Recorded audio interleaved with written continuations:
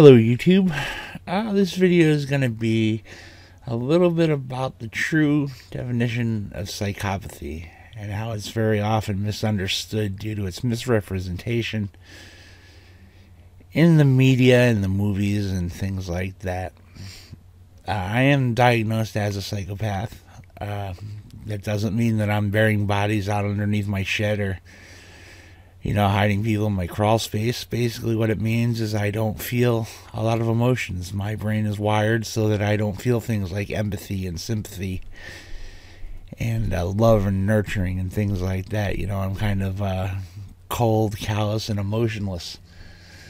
All psychopaths aren't killers. A lot of them, maybe a small percentage. I don't know the exact percentage. I don't want to misquote anything, but a lot of them are very successful. A lot of big corporations, CEOs, and executives. If they took the PCL-R test, which basically is used by the medical profession, psychiatry, and also by the criminal justice system to rate people on whether or not they could be a psychopath or if they have psychopathic tendencies. A lot of these people score very high on that because they're kind of they get to where they're at because they do whatever it takes. They're very narcissistic. They're very about themselves. They're about immediate gratification. They'll lie, cheat, and steal to get to the top, and it doesn't matter who they hurt along the way. Because again, they don't feel remorse or guilt or anything like that. Now, a little bit more about myself. Basically, I think actually my true diagnosis is that I'm schizoaffective, bipolar type, with strong psychopathic tendencies and antisocial personality disorder. I think personally, if you ask me, I think I'm a full-fledged psychopath because, I don't feel empathy. I don't feel remorse, guilt. I have no conscience. I know the difference between right and wrong, but often disregard it. That's kind of the difference between psychopaths and other. I don't know if I'd even consider psychopath a mental disorder. I'd consider it more of a genetic disorder because it's psychopaths usually know exactly what they are, and sociopaths, it's no secret to us. Schizophrenic people, oftentimes they don't understand that they have a problem or that something's wrong with them. But most psychopaths are pretty spot on. They know exactly what the story is. A lot of the traits that are assessed by the PCL-R are, for one, psychopaths are often display a very glib and superficial charm. They're kind of, they seem like they're, got it all together and everything's great, and, they're, like I said, charming, and they can, manipulate and get you to do whatever you want because you want to be around this person because you think they're, the bee's knees. They often have a grandiose or exaggerated high estimation of themselves. I suffer from both these. I think, I'm not so much the glib, superficial charm thing, but the grandiose estimation of self, I do definitely suffer from because, to be honest with you, I think I am the greatest. It's at certain things, and I don't think there's anybody that can come near me. They have a constant need for stimulation. That basically suits me to a T. I always need something to keep my mind occupied. You know what I mean? I can't just sit and lay down and read a book usually unless it's like a computer programming book and I'm trying to learn something. I always need to be doing something, playing a video game, making a video, putting something together. I'm not big for it. I have a hard time to sit down and watch a movie. I can't sit and watch a whole football game. I have the constant need for something to be stimulating me, mentally and physically to do it. Pathological lying, not so much anymore, but at a time in my life, yes. Now I'm a pretty honest person because I've worked very hard at it over, I've been in therapy for a long time. And I've worked very hard at, it's the temptation's always there, because manipulate things and make things go the way you want, it's very tempting to, it's very easy to lie, and change the situation to what you want it to be. And, I work very hard not to do that. It's something that I always have to fight with.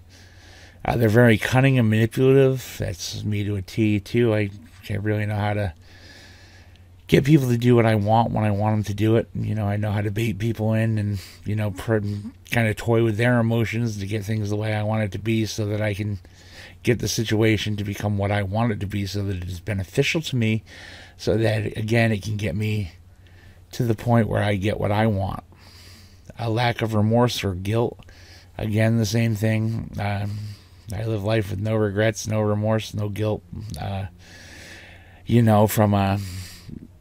about psychopaths is it's the opposite of autism. People with autism are very empathetic, but they don't know how to read people. They don't know how to read social cues and emotional cues, whereas psychopaths are usually very intelligent. They're experts at reading people. You totally know how to read. I can read people in a second, and totally know how I have to play my cards to get them to do what I want them to do. And it's a bad thing. Again, I work hard and not doing it, but it's like almost sometimes it's like a game. Can I make these people do what I want them to do?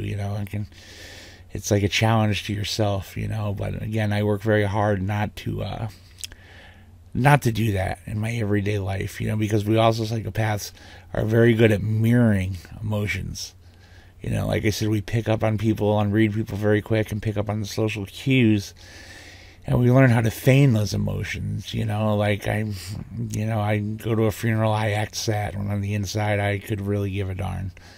It's kind of, it might sound kind of cold hearted and stuff, but when my mom was in the hospital, she was basically, we didn't know if she was going to live or die, and they had us in a room in the trauma center with, the doctor was in there explaining it to me, and my dad's crying, my brother's crying, my brother's girlfriend's crying, and I'm sitting there with a half shit-eating grin on my face, you know what I mean? I just don't feel. It's just a emotion that I'm incapable of feeling, I don't feel badly about people or about things. They have a very shallow affect, superficial emotional responses, the same thing that, again, goes to feigning emotions, trying to, we know how to fit in with societal norms, and we'll usually try to do that so that, again, because it benefits us in the long run. They lead a very parasitic lifestyle. Again, not so much anymore, but when I was younger, I sponged off some people, and kind of the same thing, took advantage of the people that were willing to help me out, and, it's, again, not a good trait to have. Poor behavioral controls. There again, too, I control my behavior pretty well now, but I have to work at it all the time. I'm usually very, very impulsive. If I want to do something, I do it, regardless of the consequences or circumstances surrounding it. Poor impulse control, things like that. Early behavior problems. I was kind of, when I was a kid, I was never big into hurting animals or anything like that. I was always very manipulative, though. Always, as far back as I can remember, kindergarten. I was like the, Don of the Mafia. I was getting everybody to do my dirty work for me and stuff. And, and growing up, I have a cousin who's 2 years younger than I am, who's probably also a sociopath or a psychopath. But he's not quite as intelligent as I am, so he's gotten caught a few times and gone to prison. So, but he seems to have changed his ways now as well. But I remember we used to harm animals and stuff like that. And I used to, when I was a kid, we used to break all kinds of laws, and just back then it wasn't as big a deal, but we still used to do a lot of stuff we shouldn't have been doing. A lack of realistic long-term goals. I don't really have long-term goals. I kind of live my life minute to minute. Again, do what I want to do when I want to do it. Nobody's going to stop me. No fear of consequence. No fear of how my actions are going to affect anybody else or make anybody else feel. I kind of live for the moment and live for me. It's very, very narcissistic. Impulsivity, I touched on a little bit earlier. Irresponsibility. Again, at this point in my life now, I'm a lot more responsible. For a long time, I wasn't. Because I just didn't care. If it was to my benefit to do something, I would do it. If it wasn't, I wouldn't do it. I wouldn't, if it wasn't going to get me ahead somehow or get me closer to my end goal, I'm not going to do it. But now I realize and I think things through a lot better, and I do act in a lot more responsible way. Like I said, I still have an issue with like mail and paying the bills and stuff like that, but I'm working on it. Failure to accept responsibility for one's own actions. Again, when I was growing up, everything was everybody else's fault. I never did anything wrong. I was a victim. This was or out, knowing full well myself, that I was the cause of, the root of all evil. But, I would manipulate everybody else and, never accept the fact that it was truly, my own actions that were getting me in the situations I was into. Short-term relationships. I've never really been in a long-term relationship in my 43 years. After 2 or 3 weeks, I get bored and want to move on. I used you for what I can use you for, and, I kick you to the curb and move on. Now, it's time to go on to the next conquest. Juvenile delinquency. Again, like I said, I used to do a lot of, never anything that really hurt anybody. It was a lot of mischief stuff, but then when I got to be like 16, 17, it got into bigger things where it was, stuff that wasn't just mischief anymore. Criminal versatility. I'll be the first one to tell you I've been a criminal most of my life. I'm still a criminal now, I'm not going to lie. And I'm a very versatile criminal. I have a background, I can do a lot of things, Unfortunately, none of them are good. But, I'm kind of a jack of all trades when it comes to breaking the law. Now, the test, as I mentioned, the Hare PCL-R test is basically what they use to determine your level of psychopathy. People with no psychopathic, no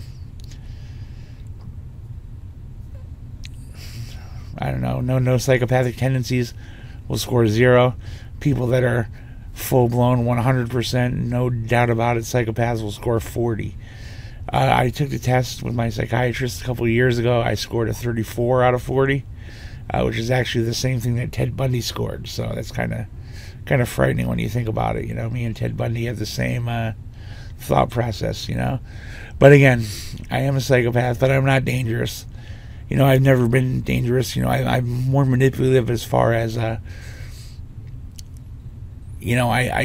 change situations and manipulate situations to get me on top and get what I want.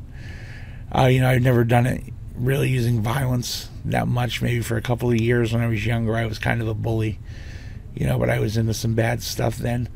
But, psychopaths, people think we're all, knife-wielding serial killers, but we're not, so we're just, we just interpret emotions and feelings different than the rest of the world does, different than normal people do. It's like I said, I consider it more of a genetic condition than a mental illness, because it's a mental illness kind of usually has an onset period, and it could be controlled with medications and things like that, where psychopathy is just, it's something you pretty much have it your whole life. You're kind of born with it, and there's no medication, there's no magic pill that they can give you, or a shot, or anything else. The only thing that really, from my experience, that helps it out is, I've had good doctors, I've had great psychologists who unfortunately just left. I just started with a new psychologist the other day who seems like a wonderful lady, and I look forward to getting to know her, and hopefully we'll continue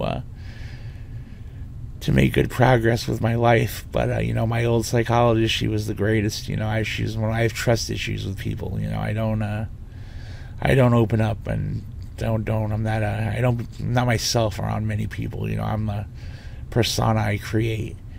I think that's why I do kind of well online, because I can create the persona I want, and to carry that out. It's not when, very rare that people see the real me. And with my psychologist and my psychiatrist also, I'm able to do that. I feel comfortable enough that I'm able to do that, and I know that they have my best interest at heart. But again, I get angry when people talk about, like, on Facebook and stuff like that, especially like, oh my God, psychopaths, blah blah blah blah.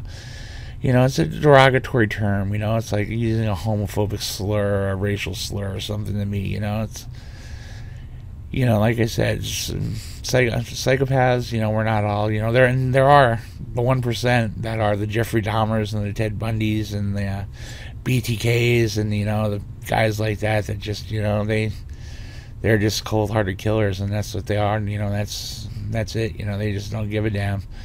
But then we're not all like that. I'm definitely not a violent person. I'm not out to hurt people. I don't like I said, I just interpret things a little bit different. I have to really think things through and really work to do it. I have a little process that I go through with pretty much everything that happens. Before I respond or do anything, I have a little thing that I go through in my head where basically I ask myself, what would the good guy do in this situation? What's the good thing to do?